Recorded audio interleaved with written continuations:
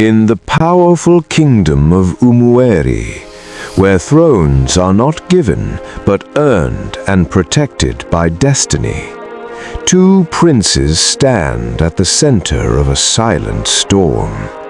Prince Arinze, the rightful crown prince, bound by duty, discipline, and tradition, and Prince Chike, the prince the people cannot stop talking about, the one quietly winning the hearts of the kingdom. One carries responsibility, the other carries the love of the people. And between them, a shadow inside the palace is beginning to grow, quietly turning blood against blood. Because in Umueri, the throne is not lost on the battlefield, it is lost in the heart. In the eastern part of Nigeria, there stood a kingdom that was spoken of with respect and fear. Umueri, a land of power, a land of pride, a land where history did not sleep. At the heart of Umueri stood a vast royal palace built with massive carved pillars, ancient stone floors, and towering walls marked with symbols of forgotten kings. Each symbol carried meaning. Some spoke of victories in war, some spoke of betrayal, some spoke of kings who rose with glory and vanished in silence. The royal gates were made of thick bronze, so heavy that only trained guards could move them. And when the royal drums of King Obidike's palace sounded across the land, it did not just echo, it commanded. Even the wind seemed to pause and listen. This was not just a kingdom, it was power itself. And in Umueri, power meant everything. Even the strongest hearts became still. Power was not announced, it was felt in the air. On the throne sat King Obidike, the king of Umueri, a ruler known for discipline and authority. When King Obidike spoke, the entire kingdom listened without argument. When King Obidike stayed silent, even his most trusted chiefs became uneasy.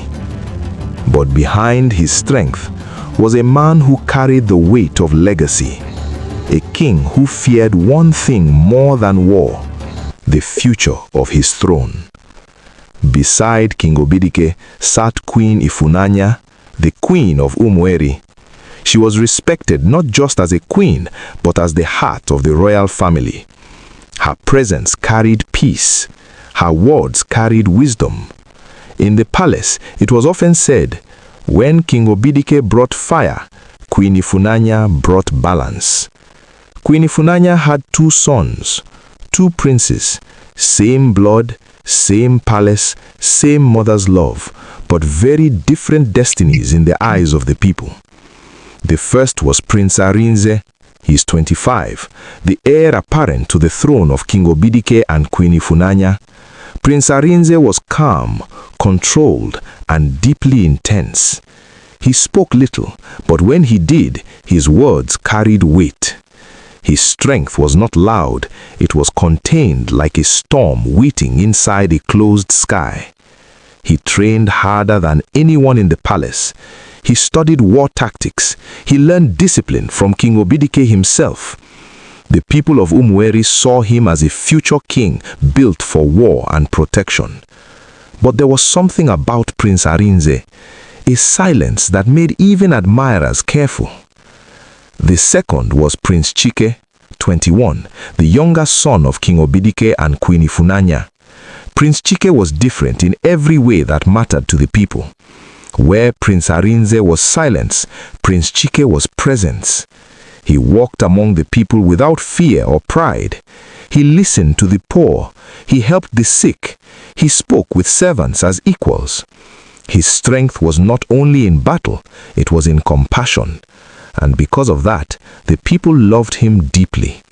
Some even whispered in the markets, if there's a king who understands the heart of Umueri, it is Prince Chike. But inside the palace, things were not divided. Queen Ifunanya loved both her sons equally.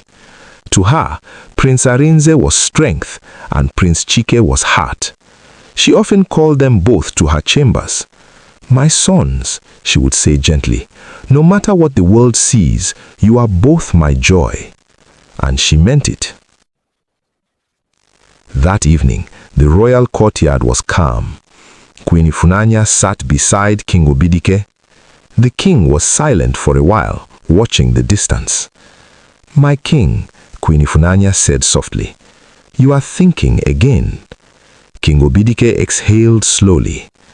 "My queen," he replied, "a king who stops thinking has already failed." She nodded. "But a king who thinks too much forgets peace," she said gently. King Obidike turned to her. "And peace does not sit forever on a throne." Before the conversation continued, footsteps echoed.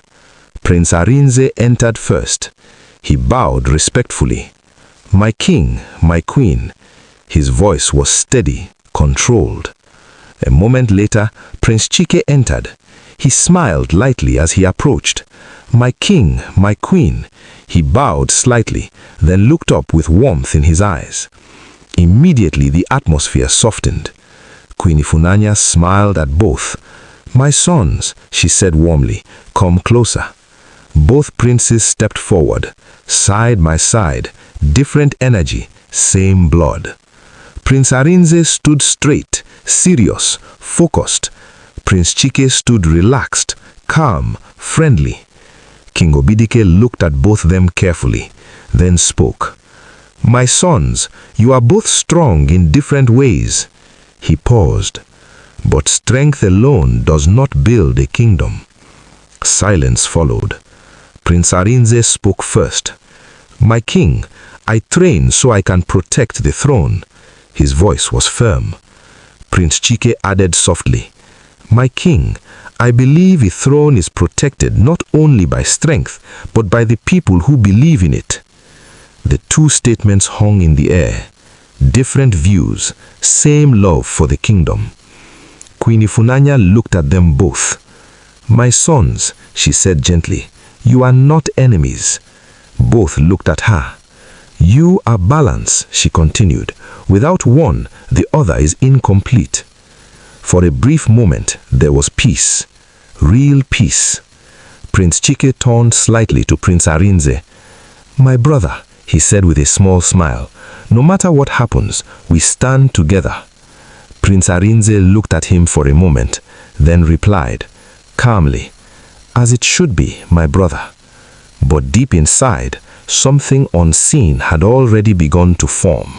Not hatred yet, not betrayal yet, but something fragile, something dangerous, something that would soon change everything.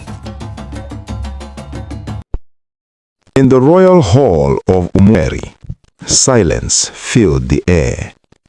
King Obidike sat on the throne while chiefs stood before him. A messenger knelt in front. "My king, Nwafo village has refused to pay tribute. They say they no longer accept Umueri's rule." A heavy silence followed. King Obidike looked at the chiefs. "This is serious," he said. "If we handle it wrongly, other villages will also rebel." One chief stepped forward. "My king, we should send soldiers immediately. We must show strength before it spreads." Other chiefs quickly agreed.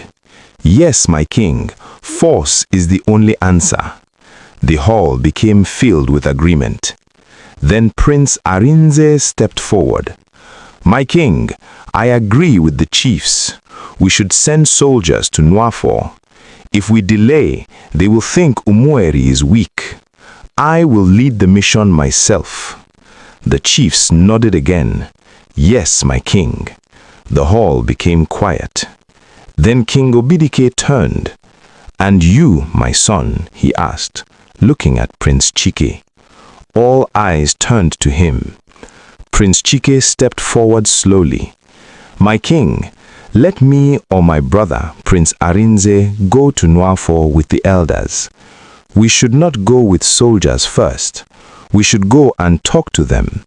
Let us understand why they are angry before we act." A chief frowned. "So what exactly are you saying, Prince Chike?" Prince Chike replied clearly, "My king, I am saying we should try peace first. If we send soldiers, they will fight back, and more villages may join them. But if we go and speak to them calmly, we may solve the problem without war." Prince Arinze turned to him. "My brother," he said firmly, "talk cannot stop rebellion. Only strength can." Prince Chike looked at him. "My brother, strength can stop rebellion for a moment, but understanding can stop it forever." The hall became silent. All eyes moved to King Obidike. The king stood slowly from the throne. "My sons," he walked forward, "both of you have spoken well." A pause. "But I will choose one path first." He turned to Prince Chike. "My son, you will go to Nwafo." Gasps filled the hall. The chiefs looked at each other. The king continued, "But you will not go alone. You will go with the elders. And if peace fails, then we will use force." Prince Chike bowed. "Yes, my king." Prince Arinze lowered his head slightly. "Yes, my king." But his face was serious. The king looked at both of them. "Remember this," he said. "Strength protects a kingdom, but wisdom keeps it alive." From the side of the hall, Queen Ifunanya watched quietly. She said nothing. She only observed her sons. Outside the palace, already people began to whisper. One prince speaks of war, the other speaks of peace, but only one path will shape the future. The matter of Nwafo was still being discussed, and the hall remained quiet and serious. Then Prince Chike stepped forward respectfully. "My king, my father," he said calmly, "let my brother, Prince Arinze, go with the elders to Nwafo. He is the heir to the throne, and his presence will show unity among our people." The chiefs exchanged surprised looks at his words. Even King Obidike leaned slightly forward, studying him. One of the chiefs whispered quietly, "He is giving the mission to his brother." King Obidike turned to Prince Arinze. "And you, my son, what do you say?" Prince Arinze stepped forward at a steady pace. He looked at his brother for a moment before speaking. "My brother spoke from wisdom," he said. "I respect his decision, but I believe he should go instead." The hall grew even silenter. Prince Arinze continued calmly. "If this matter must be resolved, then let the one who proposed it lead the way. I will remain here with the guards. If anything goes wrong, I will act immediately." A quiet murmur moved through the chiefs. One of them whispered, "He refused the mission." Another replied, "But he still supports his brother." Prince Arinze then stepped closer and placed a hand on Prince Chike's shoulder. "My brother," he said gently, "go and do what you believe is right." The two brothers embraced briefly, showing mutual respect. Prince Chike held him for a moment. "Thank you, my brother," he said softly. King Obidike nodded slowly. "My son, go and bring peace to Nwafo." Prince Chike bowed. "Yes, my king." At Nwafo village, Prince Chike arrived with the elders. The villagers gathered, watching with tension. Some men stood with folded arms, while women stayed behind them. No one spoke at first. Then a village leader stepped forward. "Why has Umueri come here?" he asked firmly. Prince Chike answered calmly. "We have not come for war. We have come for peace, to speak and understand. I am Prince Chike, the second son of King Obidike." The village leader nodded slightly. "Speak then, Prince Chike." As Prince Chike stepped forward, his eyes moved across the crowd. That was when he noticed her. Among the villagers stood a young maiden.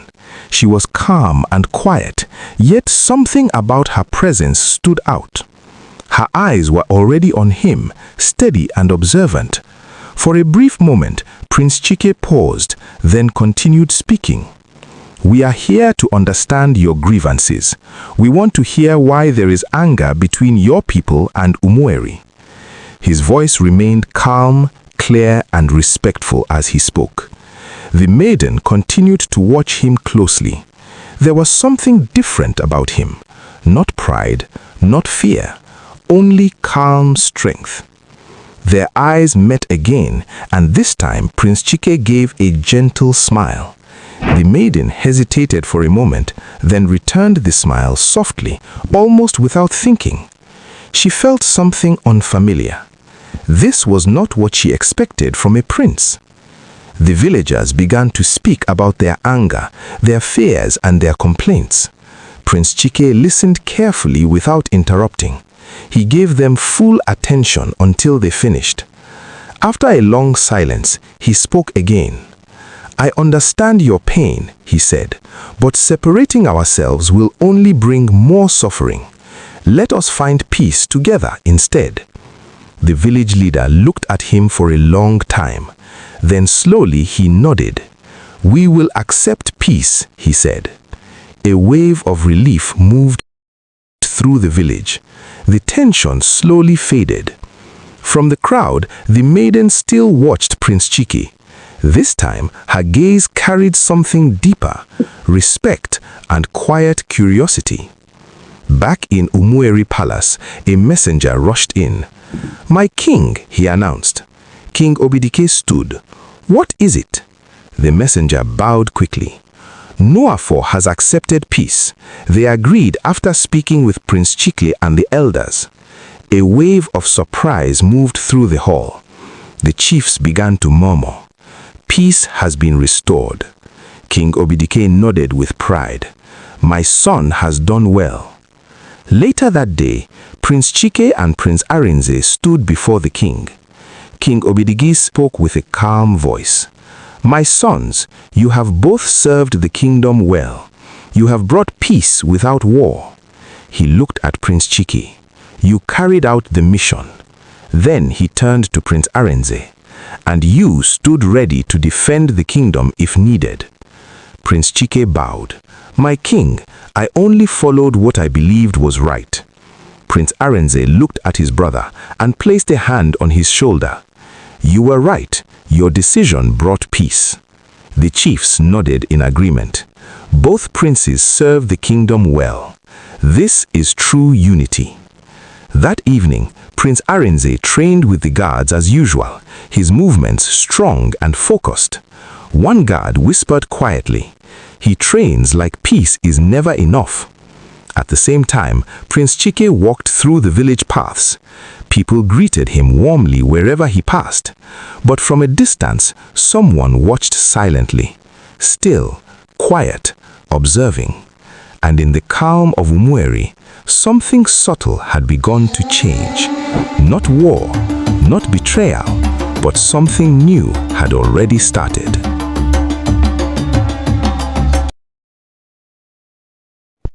The palace had returned to its normal life, but King Obidike never stopped reminding his sons about one thing. Inside his chamber, with only Prince Arinze and Prince Chike before him, his voice remained steady and firm. "My sons, love each other, protect each other, never turn against your own blood." Prince Arinze bowed. "Yes, my king." Prince Chike also bowed. "Yes, my king." The king continued as he always did. He looked at them closely and said, "And never forget my elder brother, Elder Obina." A brief silence followed. "You see him among the chiefs, you hear him speak, you see him smile, but his heart is not with us." Prince Arinze replied, "Yes, my king, you have told us." Prince Chike added, "We remember, my king." The king leaned forward. "I am reminding you again because this is not something you forget. He believes the throne should have been his. He has never accepted that the people chose me." The room became quiet. "He will not fight openly. He will wait. He will watch, and when he finds a weakness, he will use it." The princes listened carefully. "My sons, do not give him that chance." Prince Arinze nodded. "Yes, my king." Prince Chike also nodded. "Yes, my king." The king said firmly, "Stay united. That is your greatest strength." They both bowed. "Yes, my king. And I am telling you again, he is not a man to ignore." He looked at both sons directly. "Stay united, watch carefully, and never allow anything to divide you." Both princes bowed together. "Yes, my king." The next morning, drums rolled across Umueri. The hunting festival had begun. From every village, men moved toward the palace grounds before sunrise. The sound of drums filled the air, deep and steady. By the time the sun rose, the courtyard was already full. King Obidaike sat on his throne. The chiefs stood behind him. Prince Arinze and Prince Chike stood among the hunters. Before the hunt began, the king arose. "Today," he said firmly, "all men will enter the great forest. No man is above another inside the forest." The crowd listened in silence.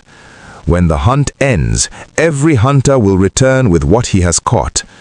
He paused. "The winner will be the man who brings the biggest and strongest animal."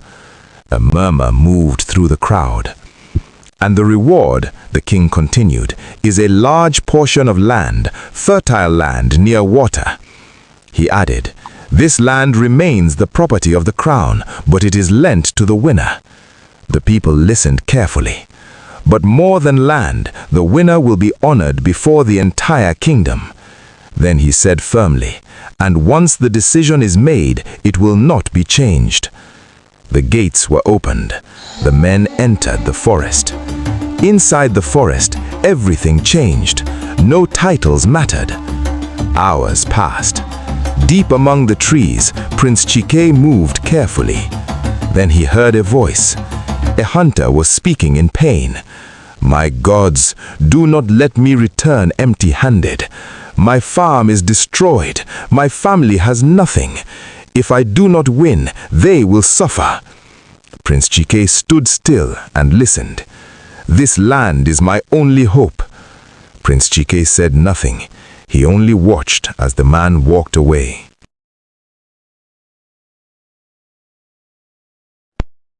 Later in the hunt, a large antelope burst from the bushes. Fast, strong, powerful. Other hunters reacted, but Prince Chike moved first. He waited. Then he threw his spear. The forest went silent. The animal fell.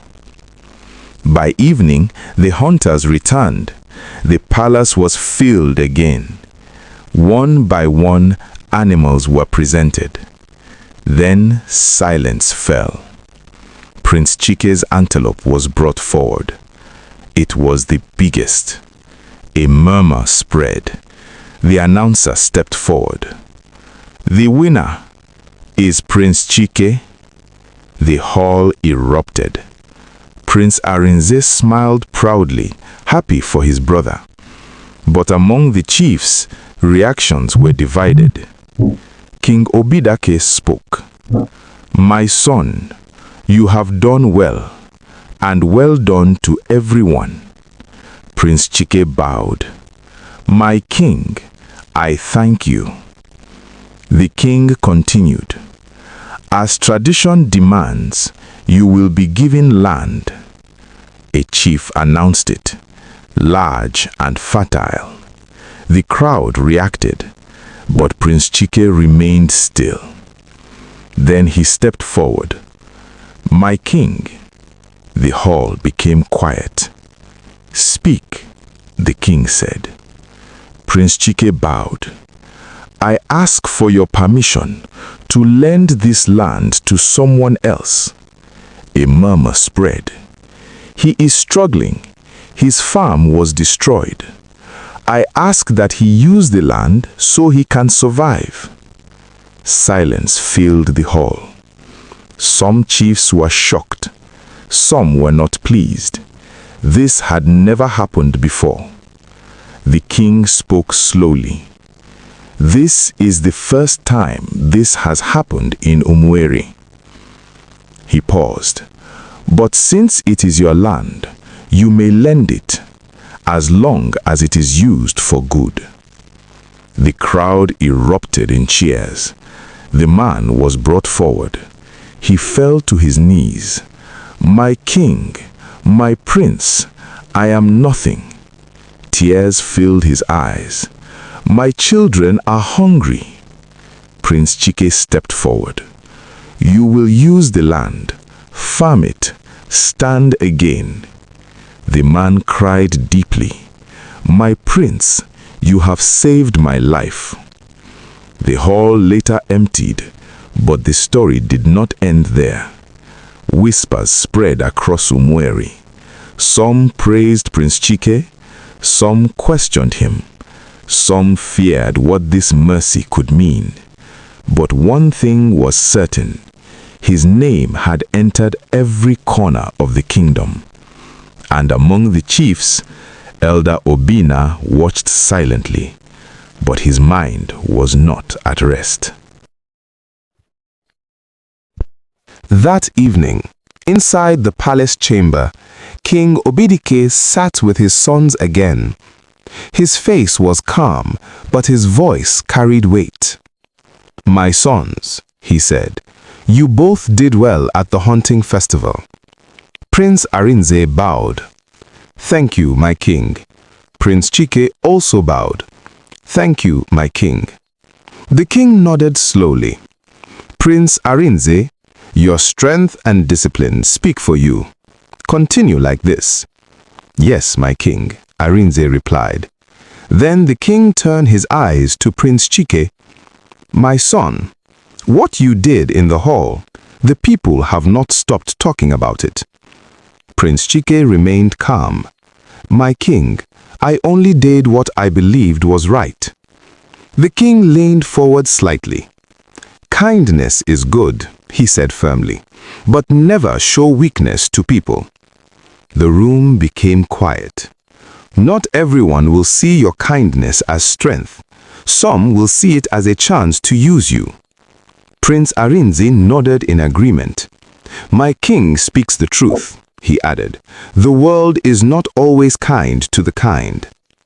Prince Chike lifted his head and spoke respectfully. My king, my father, I am not weak. He paused, then continued. Anyone who sees my kindness as weakness is thinking wrongly. The king looked at him for a moment, but said nothing more. The silence carried meaning. The next day, the sun rose gently over Umueri.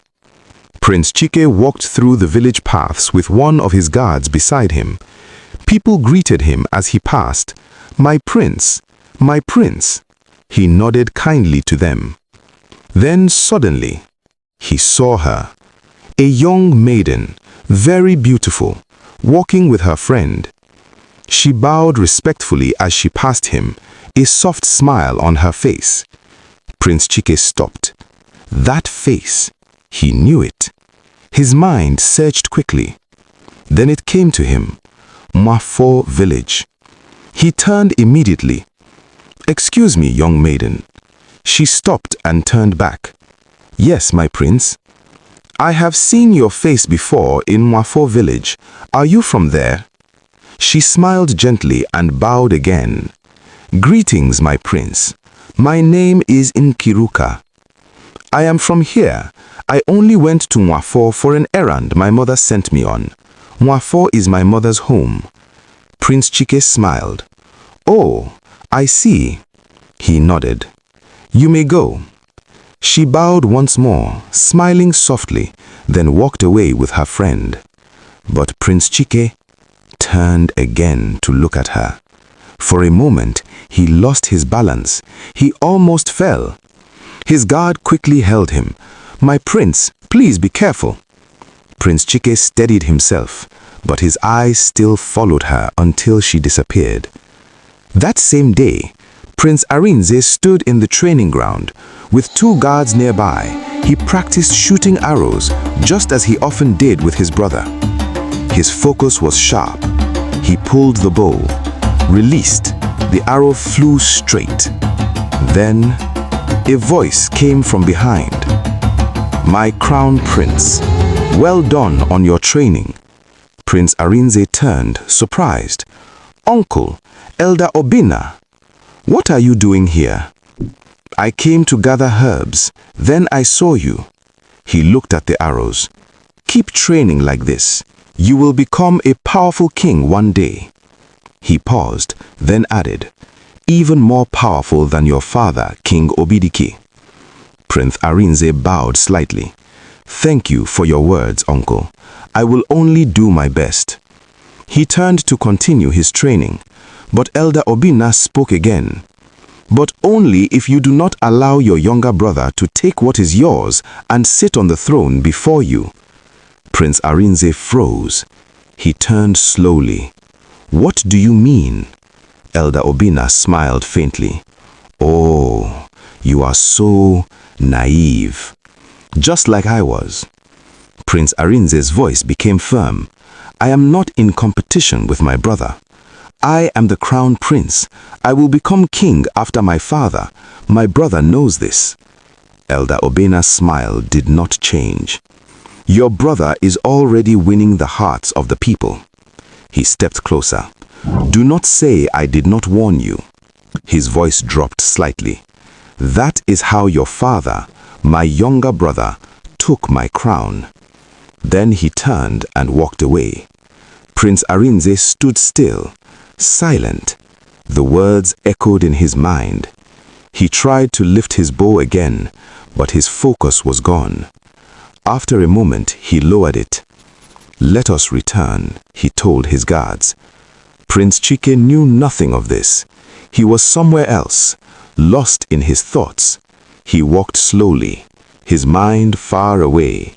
Then he smiled and whispered softly, "Nkiruka."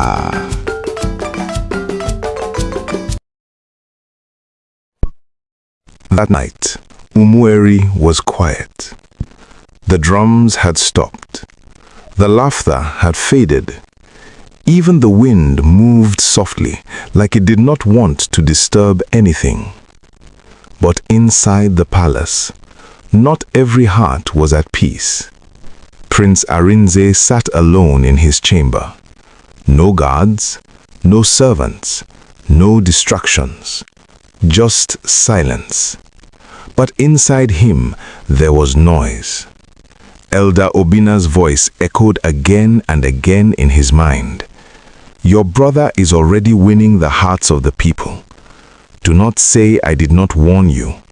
That is how your father took my crown." Arinze stood up slowly and began to walk, step by step, back and forth, trying to clear his mind. "My brother," he whispered. He stopped, closed his eyes. Then memories came. The hunting ground, the crowd, the loud voices. "Prince Chike, Prince Chike, Prince Chike."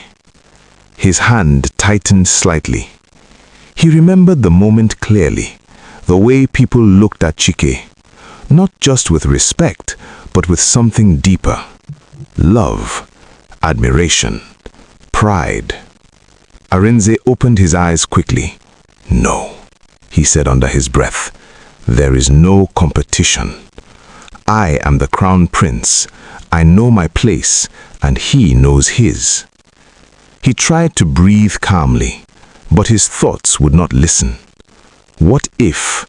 He shook his head immediately. No. But the thought had already entered.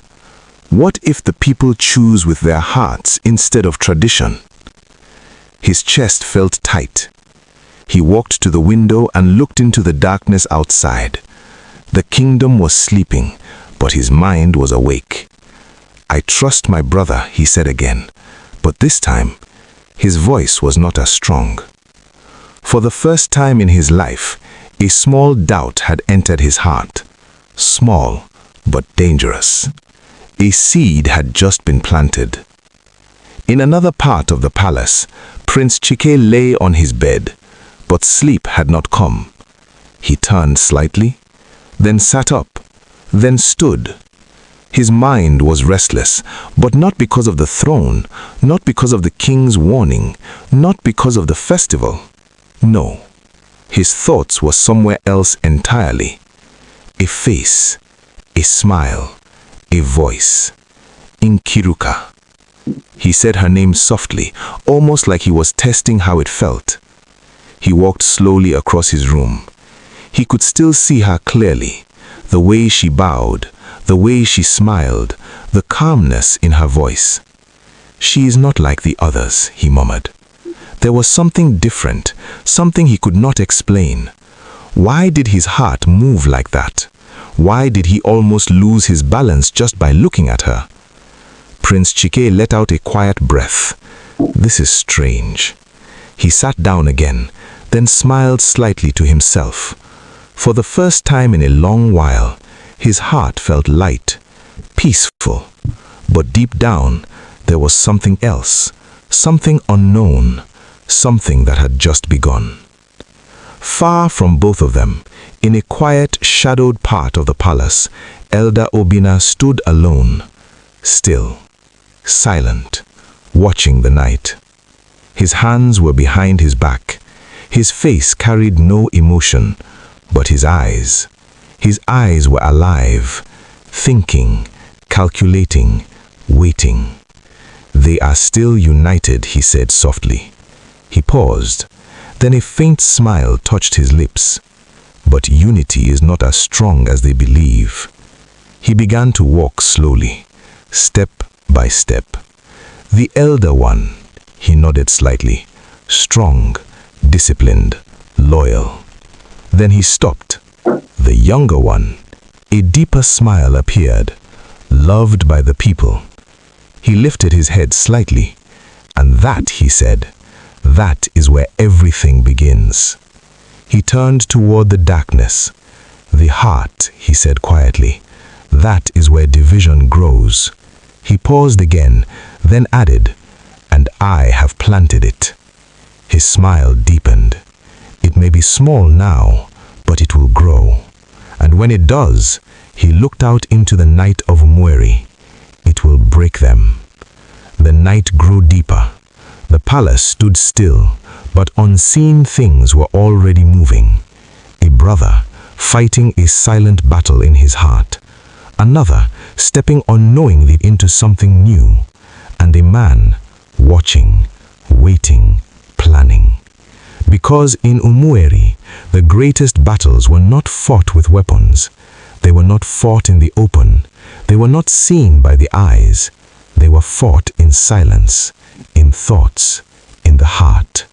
And once that battle begins, it does not end easily. Somewhere in the darkness, a future was already changing, slowly, quietly, dangerously. And by the time the sun rises again, nothing will ever truly be the same.